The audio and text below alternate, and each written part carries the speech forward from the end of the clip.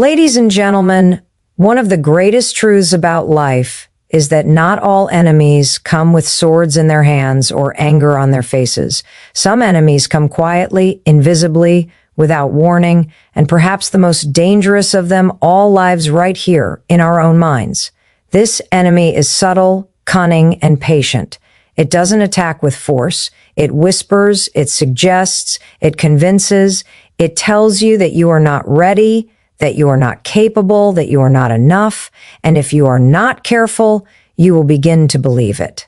That is the enemy within, self-sabotage.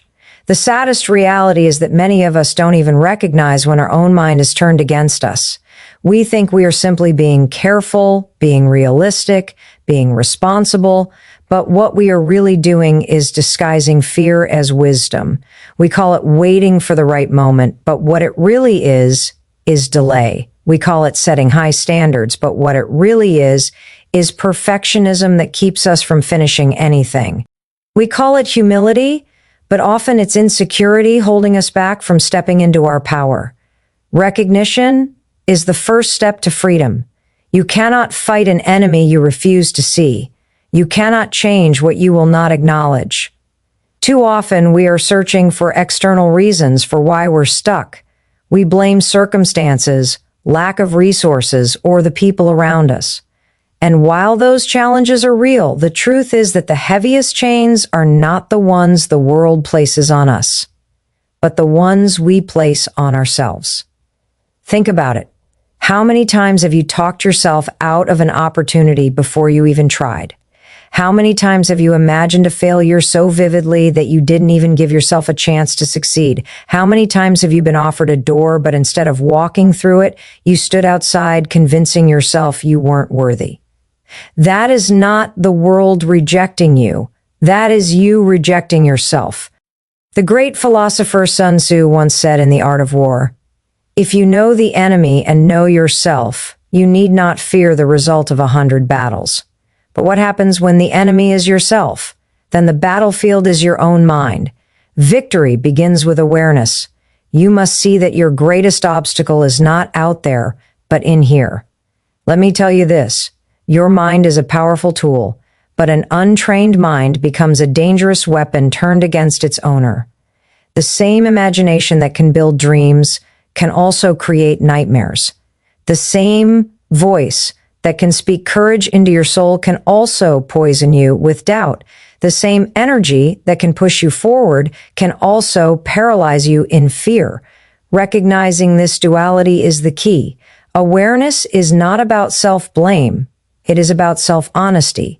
It is about catching yourself in the act of sabotage and saying, I see what's happening here. When you recognize that the voice telling you to quit is not truth but fear in disguise, you gain the power to choose differently. Let me illustrate. Imagine you're preparing for a presentation, an exam, or an interview. You've studied, you've prepared, you've done the work, yet suddenly your mind begins to whisper, what if I forget everything? What if I make a fool of myself? What if they don't like me? That spiral of what ifs is the enemy within taking the driver's seat. If you don't recognize it, you'll start sweating, panicking, and maybe even finding an excuse to back out altogether. But if you do recognize it, if you pause and say, this is fear, not fact, you can interrupt the pattern. You can take a breath, remind yourself of your preparation, and step forward anyway. Every person who has ever achieved greatness has had to confront this inner enemy. The difference between those who rise and those who remain stuck is not that the successful never heard the voice of self-doubt. It's that they recognized it for what it was and refused to obey it. They understood that their mind was playing tricks, recycling old fears, projecting false limitations. And in that recognition, they claimed their freedom. Think about what this means for you.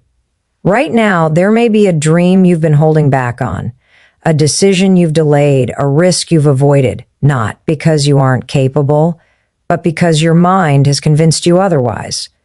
What if the only thing standing between you and the life you want is your willingness to recognize when your mind has become the enemy? What if the first step to unlocking your potential is simply shining a light on the patterns that have kept you in the shadows? This is where change begins. Not with external miracles, not with sudden luck, but with the courage to confront yourself, to look in the mirror and admit, I have been holding myself back.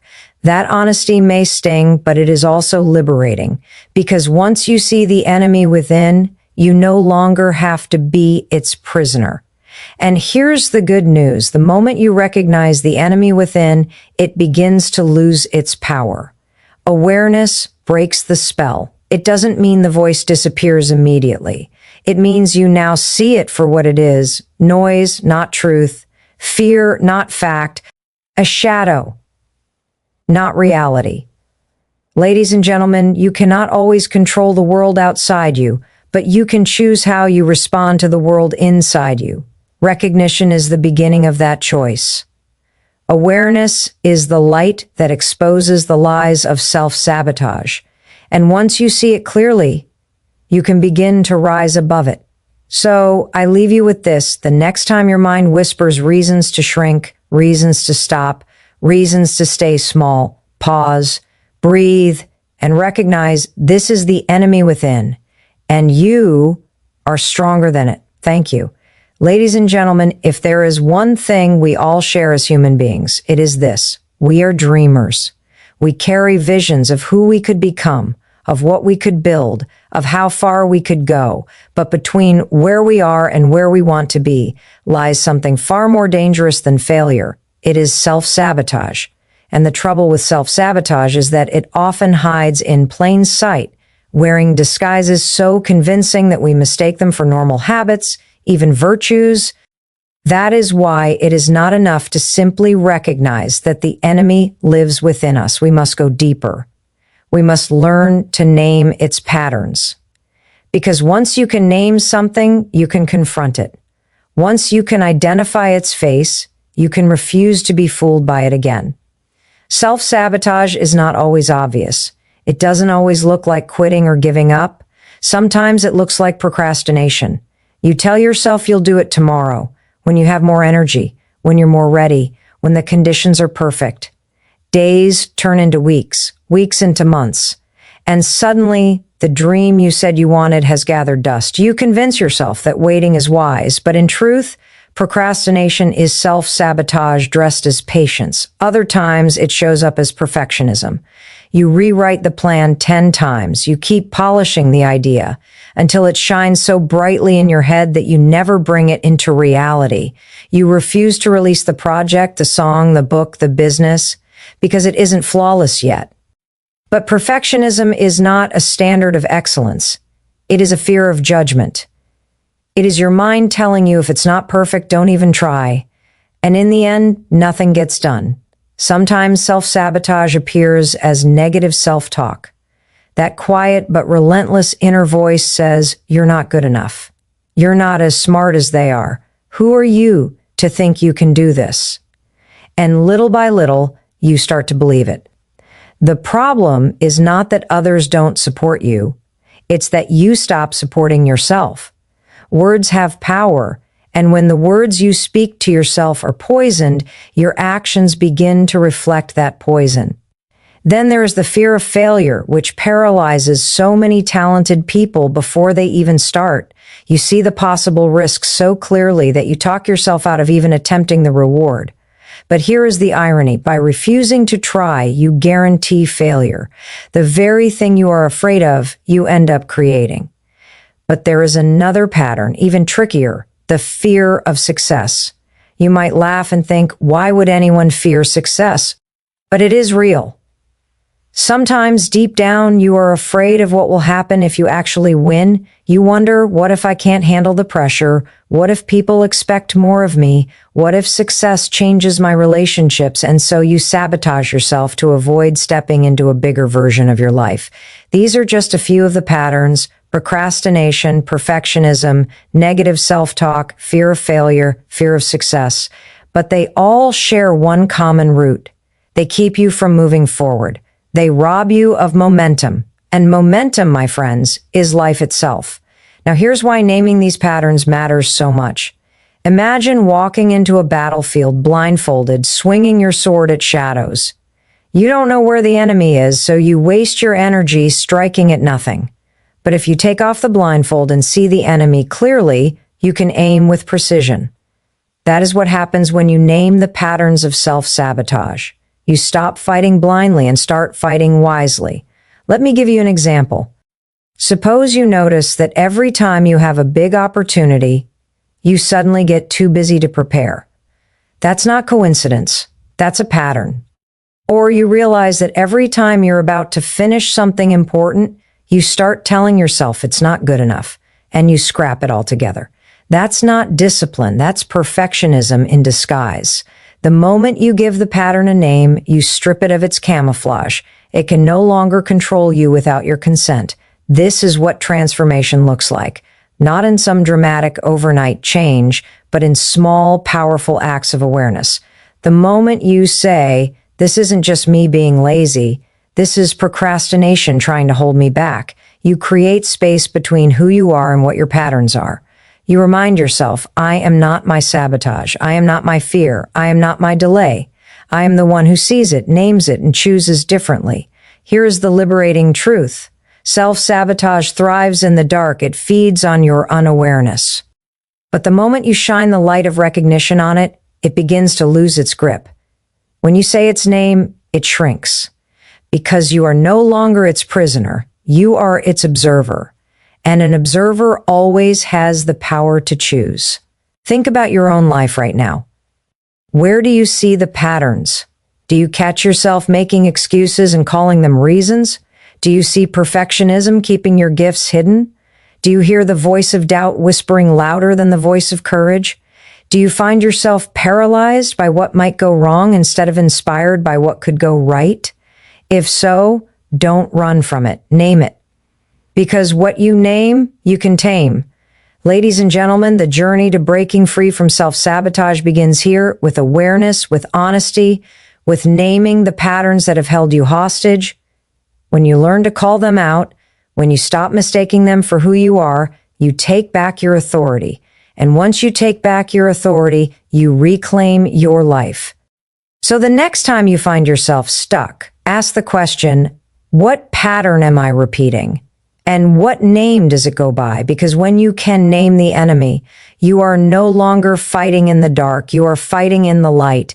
And in the light, you will always win. Thank you. Ladies and gentlemen, there is a voice inside every one of us. Sometimes it speaks encouragement, telling us we can do more than we imagine. But more often, it whispers lies. Lies about our worth, our ability, our future. Lies so convincing that we take them as facts. That voice says, "You're not ready. You're not qualified. You'll never make it. You're going to fail." And the tragedy is not that the voice exists. The tragedy is that we believe it. The mind is powerful, but it is also conditioned. It remembers every past mistake and uses those memories to predict the future. If you stumbled once, it insists you will stumble again. If you failed once, it declares you are destined to fail forever. But this is not truth. It is fear, dressed up as wisdom. The challenge, then, is to refuse to accept those lies as your reality. Imagine a child learning to walk. She falls again and again, but no one tells her, "You're just not meant to walk." Instead, she is encouraged, "Try again. You can do this." Eventually, she learns. Yet when we grow older, we stop treating ourselves with that same patience. One failure, one rejection, one mistake, and suddenly our minds insist we are incapable. But here's the truth. Failure is evidence that you tried, not proof that you can't succeed. The lie is the conclusion your mind draws from it. Challenging these lies begins with awareness. When the thought arises, "I'm not good enough," pause and ask, is that a fact or is it a feeling? Feelings are real, but they are not always true. The fact might be that you are inexperienced. The fact might be that you need to learn more. But not good enough is a judgment, not a fact. The moment you separate the story from the reality, the lie begins to crumble. The mind also loves to exaggerate. It tells you that one mistake will ruin everything, that one rejection defines your worth, that one risk could destroy your life. But think back, how many times did something go wrong, and yet you survived? You learned, you adapted, you grew stronger. The lie of your mind is that you are fragile. The truth is that you are far more resilient than you give yourself credit for. Let me share an example. There are people who never apply for a job they truly want because their mind says, you don't have the right degree, you don't have enough experience, and so they don't even try. But others, hearing the same doubts, challenge them. They ask, who decided I'm not qualified? Who says I'm not capable of learning? They take the risk, and often they win opportunities that others surrendered without a fight. The difference is not in talent. It is in their willingness to challenge the lie. Challenging lies is not about ignoring reality. It's about questioning assumptions. It's about saying, maybe I'm not there yet, but that doesn't mean I'll never get there. Maybe I failed before, but that doesn't mean I'll fail forever. This shift is powerful because your mind responds to the stories you feed it. Tell yourself you can't, and you won't. Tell yourself you can, and suddenly you find ways to move forward. One of the biggest lies the mind tells is that fear means stop. You feel afraid, and your mind screams, danger, don't move. But fear is not always a signal to stop. It is often a signal that you are on the edge of growth. Fear is simply energy. It is your body preparing you for something significant. The question is not, how do I eliminate fear? The real question is, how do I move with fear instead of being paralyzed by it? Another common lie is comparison. You look at someone else's success and your mind whispers, you'll never measure up. Look at how far ahead they are. But what your mind forgets is that you are running a different race. Their path is not your path. Their timeline is not your timeline. Comparison is a thief of joy, and it is fueled by the lie that your worth depends on being better than someone else. The truth is, your worth is already inherent. You are not in competition with anyone but the person you were yesterday. So how do we break the cycle of believing these lies? We replace them. Every time the voice says, I can't, we respond, why not me? Every time it says, I'm not ready, we answer, I may not be ready, but I am willing. Every time it says, I'll fail, we say, then I'll fail forward and learn. This is not empty positive thinking. It is retraining the mind to work for you, not against you. I'll tell you something powerful. The mind listens to repetition. If you repeat a lie to yourself often enough, it becomes your truth. But the reverse is also true. If you repeat the truth often enough, it will overpower the lie. Affirmations, intentional thoughts, deliberate language, these are not cliches. They are tools for rewiring the brain. The lies of your mind are strong, but they are not invincible. They rely on your silence. They thrive when you do not question them. But the moment you speak back, the moment you dare to challenge, they weaken. And with every challenge, you grow stronger. So I leave you with this. The next time your mind whispers a lie, don't nod in agreement. Stand tall and ask, who told you that? Where is the evidence? What if the opposite is true? Because once you start questioning, you will see that most of those lies have no foundation. They are smoke, and you are the fire that burns them away. Thank you.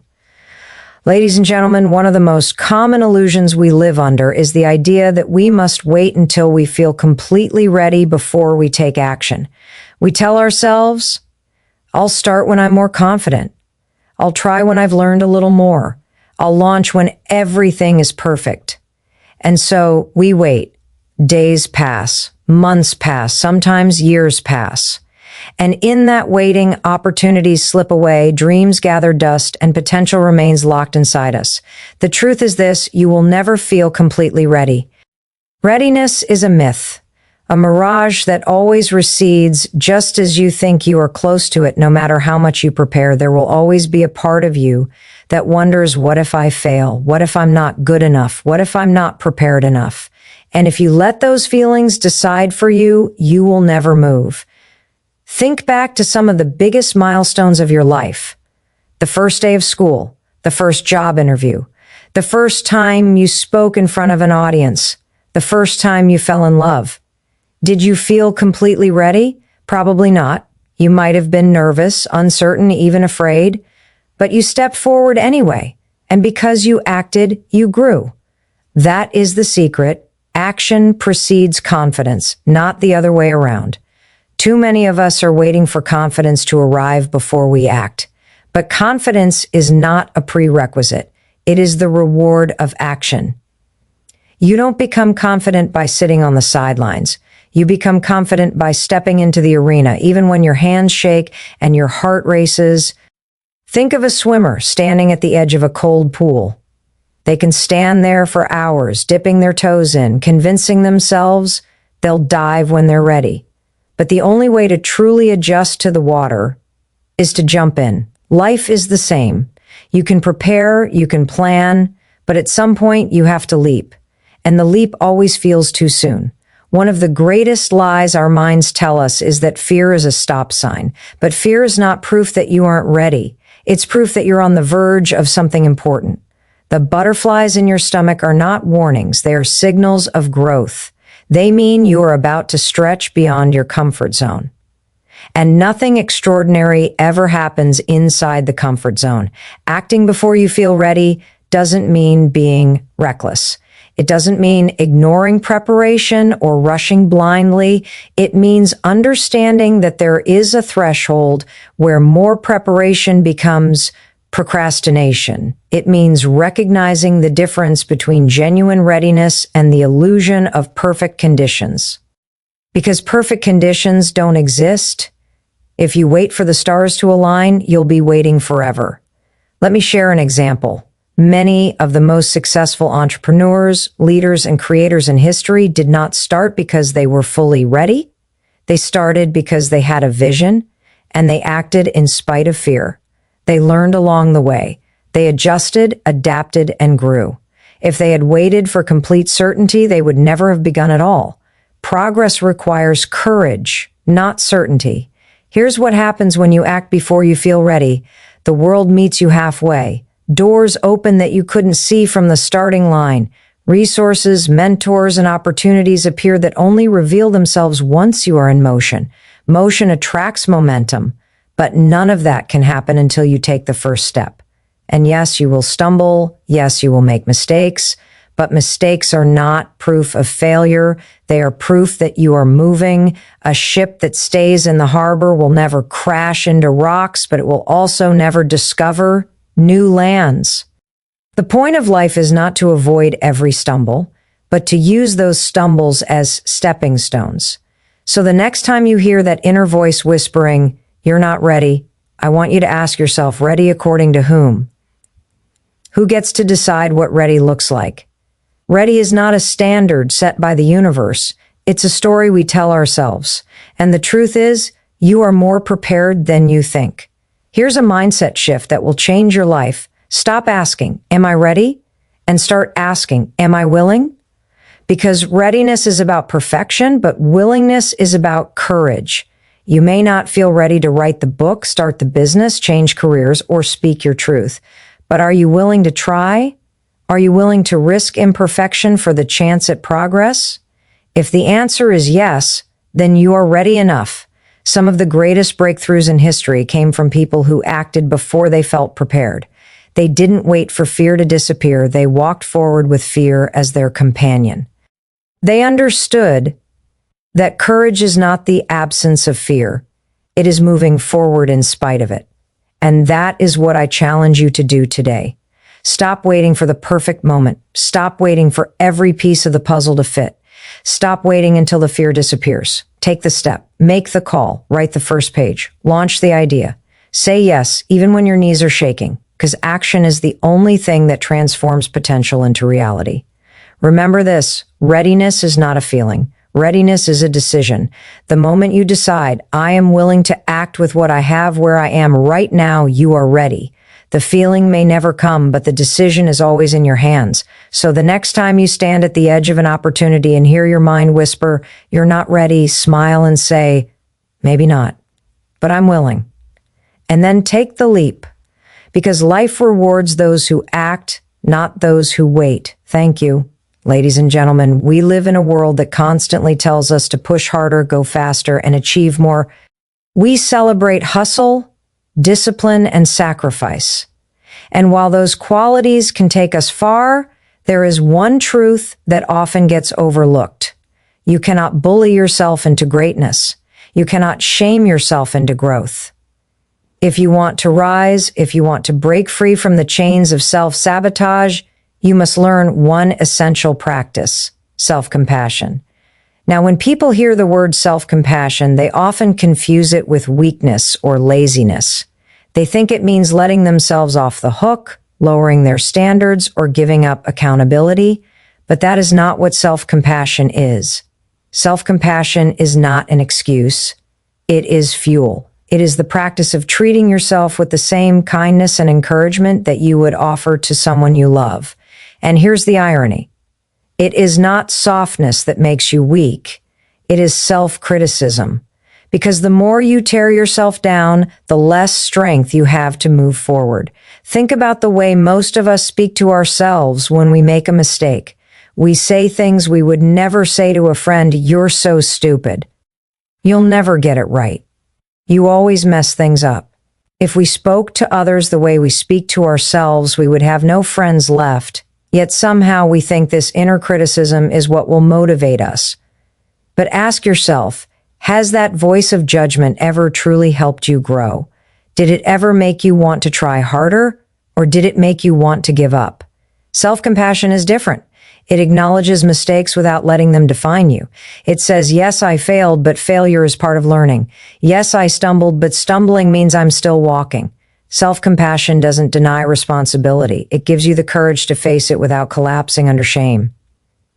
And when you can face your struggles without shame, you free yourself to keep moving forward. Let me share something powerful.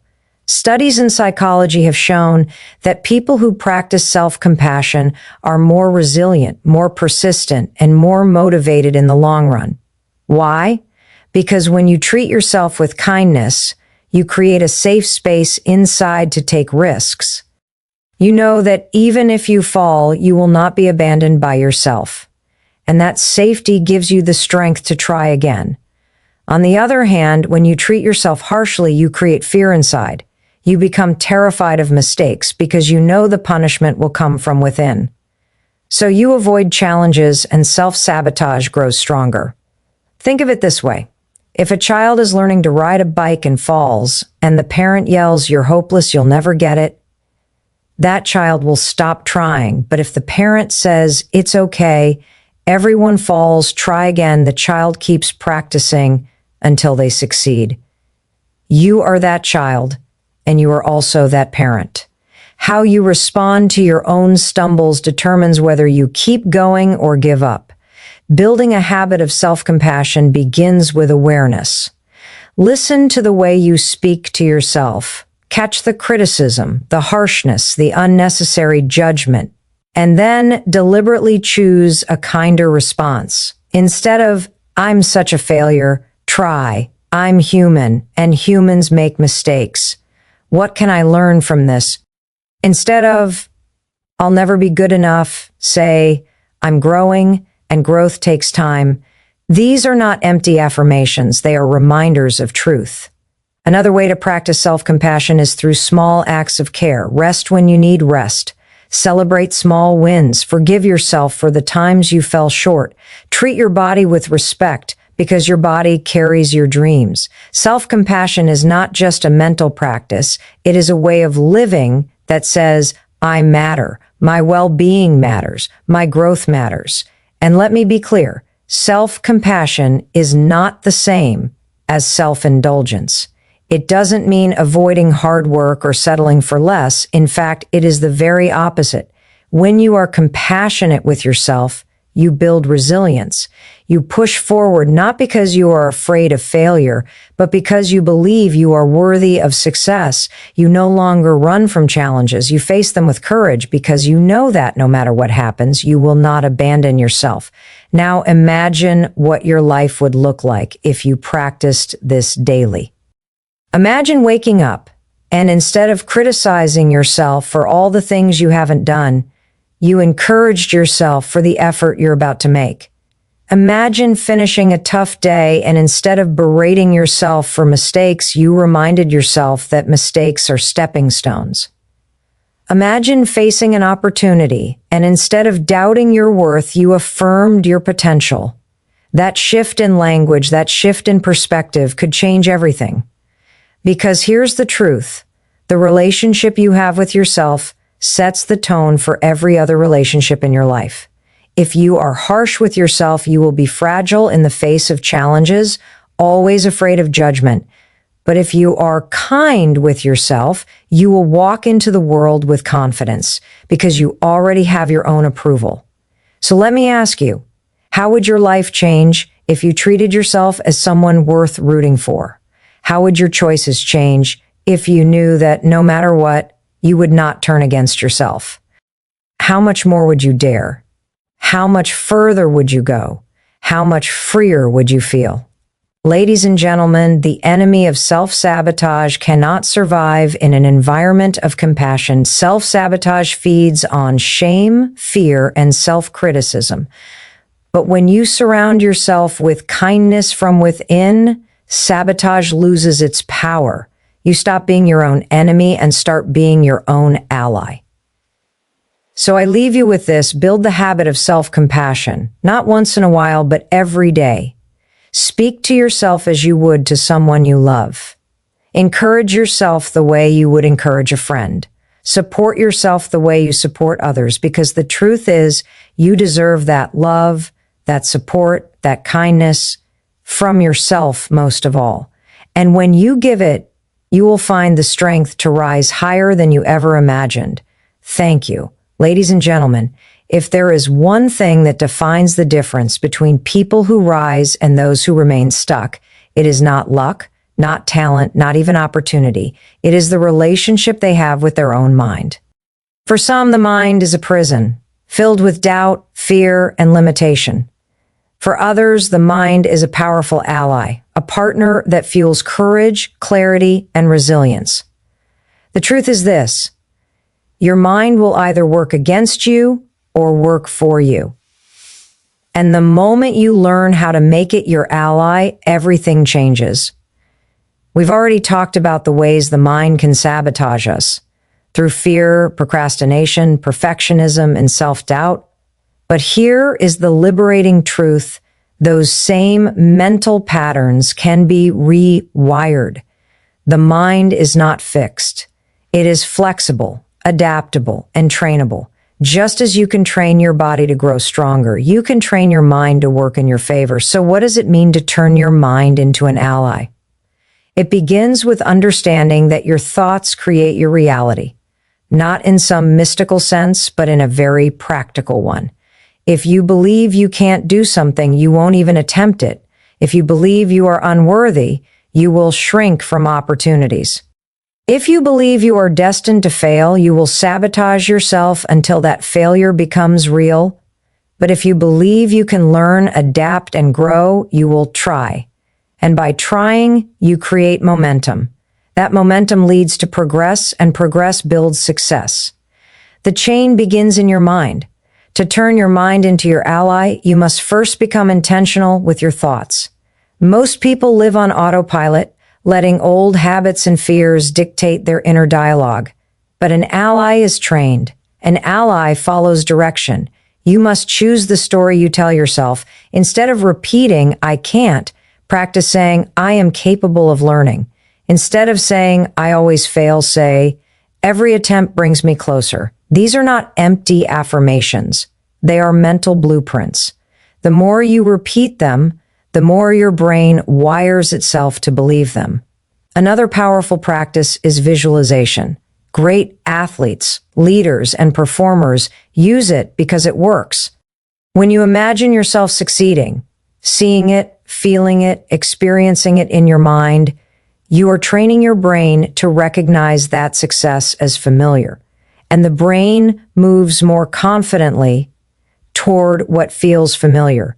This is how you shift from fear to confidence, by rehearsing victory in your imagination until your mind begins to believe it is possible. But making your mind an ally is not only about positive thinking, It is also about focus. The mind is easily distracted, easily pulled into worry, comparison, and negativity. If you want it on your side, you must give it direction. Ask yourself daily, what matters most today? What is one step I can take toward my vision? When you focus your mind on what matters, you starve self-sabotage of its power. Clarity is the foundation of momentum. And then there is discipline. The mind often resists what is uncomfortable. It wants ease, safety, familiarity. But an ally doesn't always tell you what you want to hear. It tells you what you need. You can train your mind to embrace discipline by building habits that support your goals. Whether it is writing daily, exercising, or practicing gratitude, each small habit is a signal to your mind, this is who I am becoming. And over time, your mind aligns with that identity. Of course, no mind is perfect. Even when trained, fear and doubt will still appear. But an ally doesn't betray you. It reminds you of your strength. It tells you, yes, this is hard, but you are capable. It whispers, yes, you're afraid, but you've overcome fear before. It steadies you in the storm instead of pushing you deeper into it. That is the power of an ally, not to remove challenges, but to help you face them with courage. Now imagine what your life would look like if your mind truly became your ally. Imagine standing in front of opportunities and instead of hearing you can't, you hear, why not you? Imagine failing and instead of spiraling into shame, you hear, this is just a step, keep moving. Imagine waking up each morning and instead of feeling overwhelmed, your mind calmly says, let's take it one step at a time. That is not fantasy. It is the result of training, practice, and choice. Because here is the truth. Your mind is listening to you every single day. It is absorbing the words you repeat, the thoughts you feed it, the stories you tell. If you constantly feed it fear, it will grow into your enemy. But if you feed it courage, clarity, and compassion, it will become your greatest ally. So I ask you, what kind of relationship do you want with your own mind? Will you allow it to sabotage your dreams, or will you train it to support them? Will you let it hold you hostage to old fears, or will you teach it to fight for your future? The choice is always yours. Turning your mind into your ally is not a one-time decision. It is a daily practice. Every morning, you get to decide what voice you will listen to. Every challenge, you get to decide what story you will believe. And every step, you get to decide whether your mind will drag you down or lift you higher. So let today be the moment you choose differently. Speak to your mind with intention. Direct it with clarity. Train it with discipline. Encourage it with compassion. And when fear arises, remind it that you are stronger, because the truth is you don't need a perfect mind. You just need a faithful one. A mind that works with you, not against you. A mind that reminds you of your strength instead of your weakness. A mind that is your partner, your ally, your greatest source of power. And once your mind becomes your ally, there is no limit to what you can achieve. Thank you.